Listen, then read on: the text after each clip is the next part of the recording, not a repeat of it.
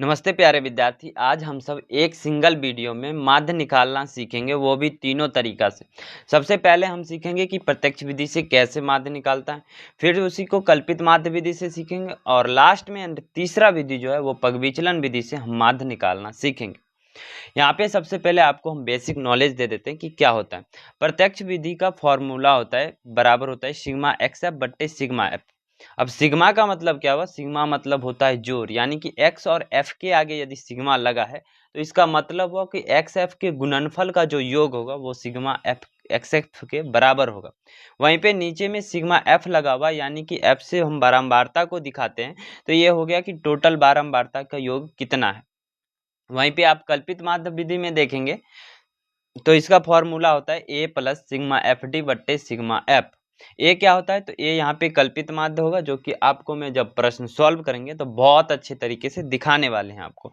और sigma F into sigma D, sigma F into D है बट्टे सिग्मा एफ। पग विचलन विधि का फॉर्मूला होता है ए प्लस सिग्मा एफ यू बट्टे sigma F into H. H का मतलब होता है कि यहाँ पे आप देखेंगे 55 से 70 हो रहा है, तो कितना का डिफरेंस है? 15 का। यही उसका एक तरह से हाइट हुआ जिसको हम एच से डिनोट करते हैं। तो आइए बढ़ते हैं हम अपने पहले विधि की ओर, जिसमें है कि प्रत्यक्ष विधि। प्रत्यक्ष विधि में इस प्रकार से सारणी दे रखा है 10 से 25, 25 से 40, 40 से 55, यानी कि 15 के डिफरेंस पे दे रखा है।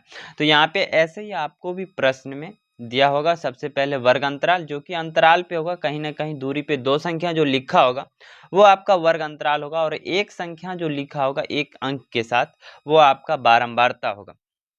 अब यहाँ पे प्रश्न आता है कि वर्ग चिन्ह, जिसमें कि आप यहाँ पे देखते हैं x का मतलब ही होता है वर्ग चिन्ह। तो वर्ग चिन्ह आप कैसे निकालेंगे? वर्ग चिन्ह निकालना बहुत आसान है। कैसे निकालेंगे? अब आप देखो यहाँ पे वर्ग अंतराल, वर्ग अंतराल में दो संख्याएं, एक पहली ये संख्या और दूसरी ये संख्या, 10 और 25 हुआ। तो जो छोटी संख्या होती है उसको हम कहते हैं निचली सीमा, और जो बड़ी संख्या इसमें 25 है उसको हम कहते हैं ऊपरी सीमा। इसी प्रकार से आप दूसरी में देखेंगे तो ये 25 हो जाएगा आपका निचली सीमा और 40 हो जाएगा ऊपरी सीमा। तो वर्ग चिन्ह को हम किससे दिखाते हैं? x से, और बारंबारता को हम दिखाते हैं f से। तो x आप कैसे निकालोगे? तो x निकालने के लिए हम 10 और 25 को जोड़ेंगे, तो ये 25 10 35 और बट्टा में 2 कर देना है, यानी कि 10 प्लस 25 बट्टा 2, यानी कि ये हो जाएगा 35 बट्टा 2 बराबर का हो जाएगा 17.5। यानी कि पहली वर्ग अंतराल का जो वर्ग चिन्ह आया वो आया 17.5। अब दूसरा कैसे निकालेंगे? तो क्या हम दूसरा को भी जोड़ेंगे? नहीं, दूसरा को जोड़ने की कोई जरूरत नहीं। अब देखो यहाँ से कितना बच रहा है, 10 से बढ़ कितना रहा है, 10 से 25 गया, यानी कि 15 का डिफरेंस है। तो आप इसमें 15 जोड़ेंगे तो आपको अगला वर्ग चिन्ह मिल जाएगा। जब आप इसमें 15 जोड़ेंगे तो आप जोड़ लेना, मैं आपको वीडियो लंबा हो जाएगा यदि हम उतने अच्छे तरीके से समझाएंगे, तो समझ में तो आएगा ही बहुत आसानी से, लेकिन बस इसमें आप 15 जोड़ते जाना। तो 32 17 में 0.5 में 15 जोड़ोगे तो ये हो जाएगा 32.5, और इसमें 15 जोड़ोगे तो ये हो जाएगा 47.5। फिर इसमें 15 जोड़ो, मानो 15 5 तो रहेगा, 15 जोड़ो, 7 5 12 का 2, 4 1 5 और 1 6 62 हो जाएगा। फिर से इसमें 15 हम जोड़ेंगे तो ये हो जाएगा 77.5। उसके आगे हम 15 जोड़ेंगे तो ये हो जाएगा 92.5। तो ये अब हमारा x निकल गया, यानी कि वर्ग चिन्ह निकल गया। और यहाँ पे हम देखेंगे कि टोटल हमें सिग्मा f की जरूरत है, यानी कि f का जो होगा वो टोटल योग चाहिए। तो सभी f को हम योग करके यहाँ पे लिख लेंगे। क्या होगा? 2 3 5 7 12 6 18 6 24 6 30 होगा। अब हम sigma x into sigma f करेंगे, x का गुना यानी कि 17.5 का गुना इस 2 से करेंगे तो ये हो जाएगा 17 दूनी 34 1 35। उसी प्रकार 32.5 का गुना 3 से करेंगे तो ये हो जाएगा 97.5।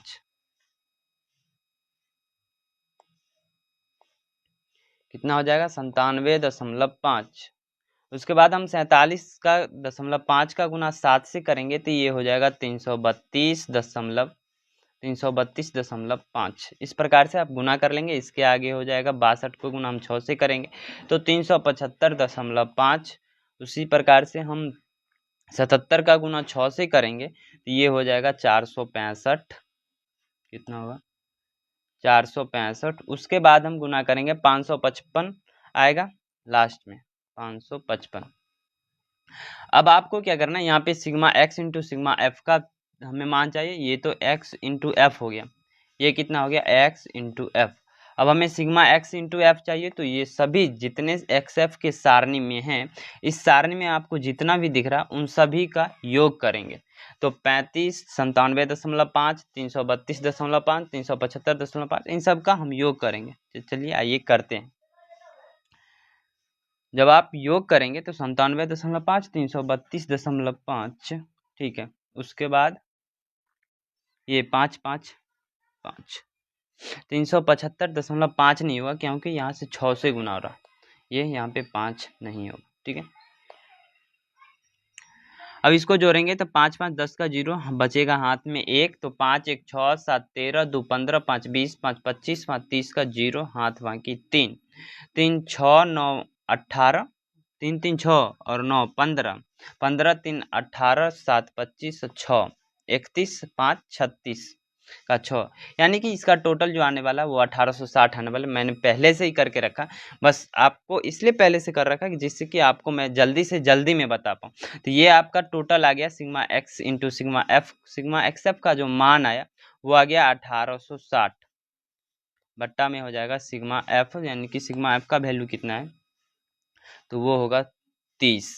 तो 0 से 0 काट देंगे। अब ऊपर काटेंगे तो 6 3 से काटेंगे 18 में तो 6 बार में, फिर 3 से काटेंगे 6 को तो 2 बार में, यानी कि 62 इसका आंसर आने वाला।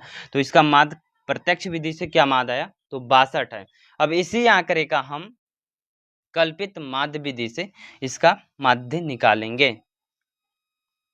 कल्पित माध्य विधि में क्या, वर्ग अंतराल इसी प्रकार से दे रखा है, बारंबारता भी वही दे रखा है। अब वर्ग चिन्ह निकालेंगे। वर्ग चिन्ह इससे पहले भी हम निकाल चुके थे, ठीक है। अब फिर से कैसे निकालना है तो दोनों को योग करके बट्टा कर देते हैं तो वर्ग चिन्ह निकल जाता है। मैं लिख देता हूँ, आया था 17.5, उसके बाद 32.5, उसके बाद था 47.5, उसके बाद 62.5, उसके बाद था 77.5, उसके बाद 92.5। ये आपका वर्ग चिन्ह यानी कि x का वैल्यू आ गया।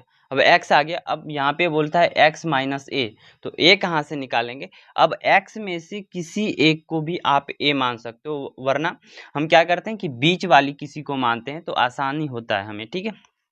तो हमने किसको माना तो हमने इसको 47.5 को a मान लिया, a मान लिया। अब d निकालने के लिए हमें x माइनस a करना पड़ेगा। तो जब आप 17.5 माइनस 47.5 करेंगे तो ये हो जाएगा माइनस का 30। कैसे आया देखो मैं बताता हूँ। 17.5 माइनस, एक मिनट 17.5 माइनस 47.5। देखो छोटी संख्या में से बड़ी संख्या घट रहा है, यहाँ से तो क्या करेंगे तो बड़ी संख्या में से छोटी संख्या को घटा देंगे और माइनस चिन्ह के साथ लिख देंगे। तो 47.5 माइनस करेंगे 17.5, तो ये 5 से 5 गया, दशमलव पे 5 से 5 गया, 7 में से 7 गया तो 0 यहाँ पे, और 4 में से 1 जाएगा तो 3, ये होगा, यानी कि यहाँ पे माइनस में 30 आएगा। उसी प्रकार से आप जब 32.5 माइनस 47.5 करेंगे तो ये आएगा माइनस में 15।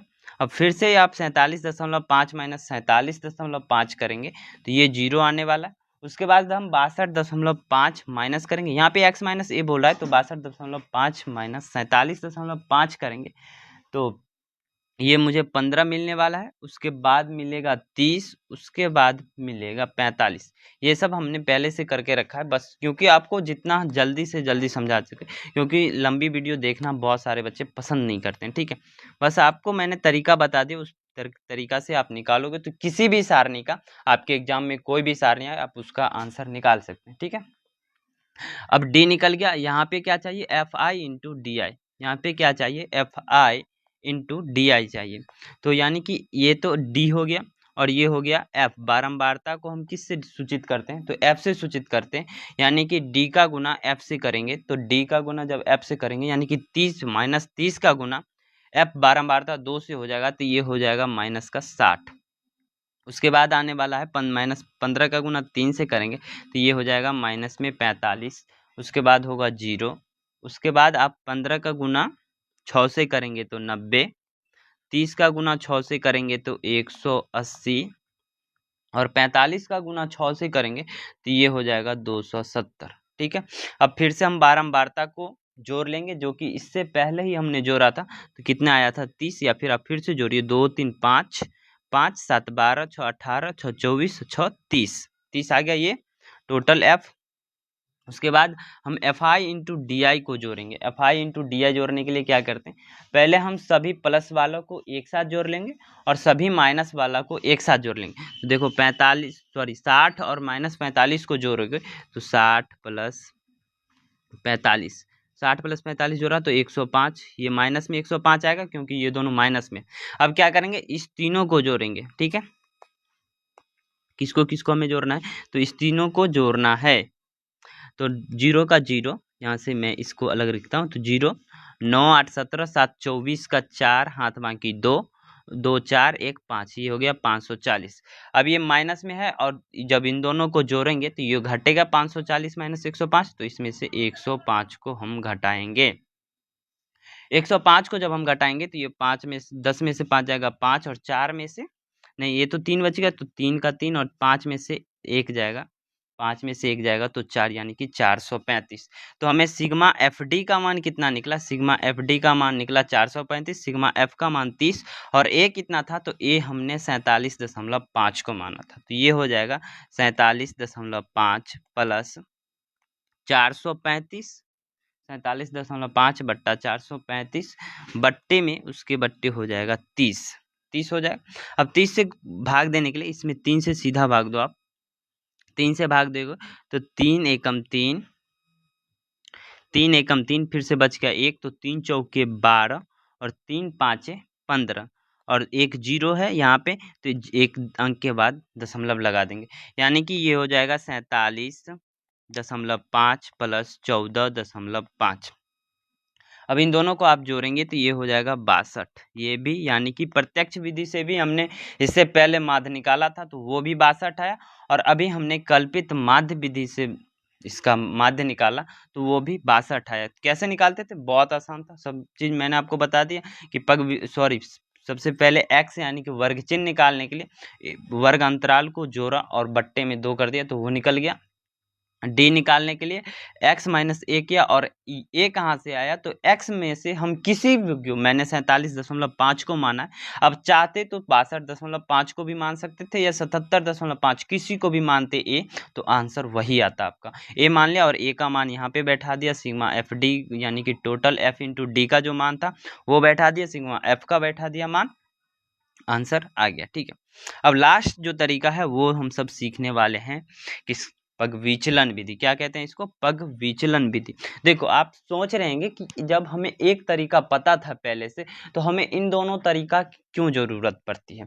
तो देखो पहले वाला तरीका में आप देखेंगे कि बड़ी से बड़ी संख्या को गुना करना पड़ता था, और दूसरा वाला तरीका में देखो कि अब आप देखिए यहाँ पे पहला बार क्या हुआ था कि x इंटू एफ करना पड़ा था, यानी कि 30 का गुना हमें 17.5 का गुना यहाँ पे करना पड़ा।